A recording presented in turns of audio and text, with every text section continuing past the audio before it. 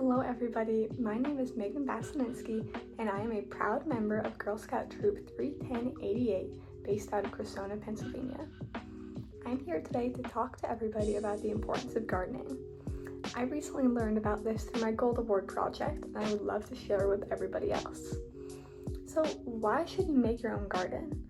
As a part of my Gold Award project, my troop and I created a community garden in our local area and it was a big hit. But there's benefits of creating your own garden too that I'm here to teach you. So if you have your own garden, it is super easy to try and stay healthier in your day-to-day life, right? I know as a busy student with busy parents, it's hard to stay active and healthy. Well, one of the ways you can do that is to try and eat healthier, right? Like drink water, eat vegetables. If you have your own garden, then you don't have to go to the store to get these fresh vegetables. You don't have to store them in your freezer and try and figure out that. You can just walk right outside and pick them. But of course, you can also utilize community gardens like the one my troop made, or we have a few other ones around us in our area. But if you have your own personal garden, you have a lot more free range.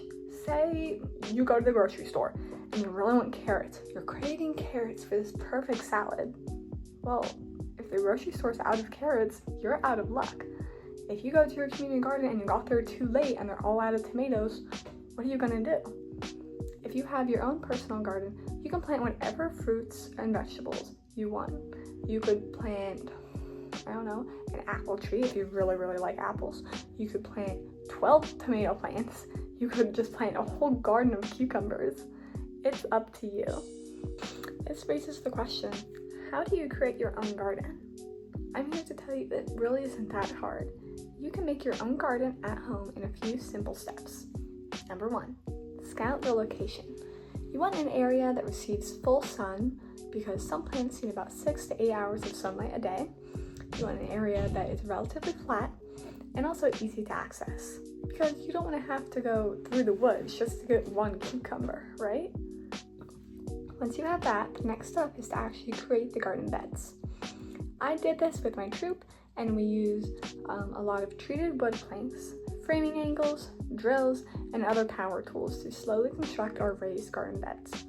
We made them pretty tall. They go up to about my waist, and that's so the roots would have somewhere to go to because we built on top of a kind of gravel parking lot area. So they couldn't just grow straight into the gravel. They needed a good amount of soil to be able to grow.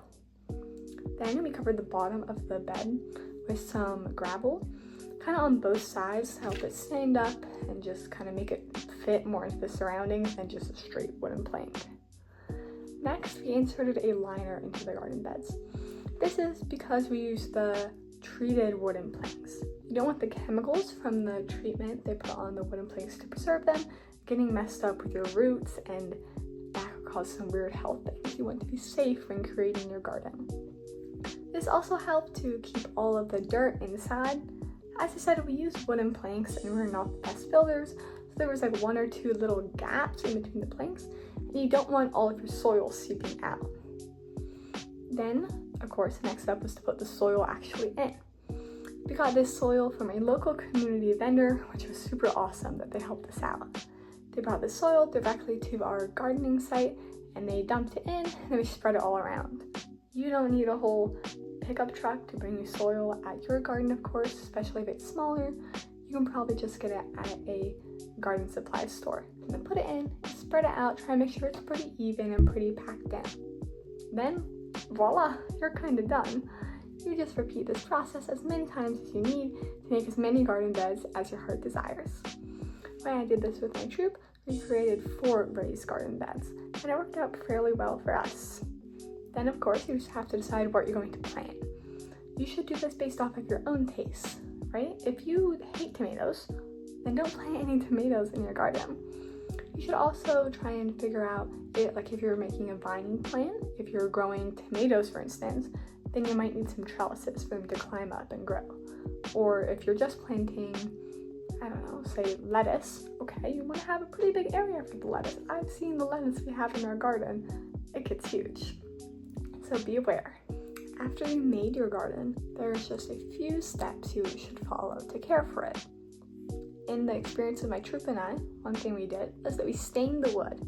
This was for aesthetic purposes to make it look nicer instead of the kind of birch yellow color it was, and also for UV protection, so the sun didn't damage and degrade the wood too much. Number 2, regularly weed and water your garden.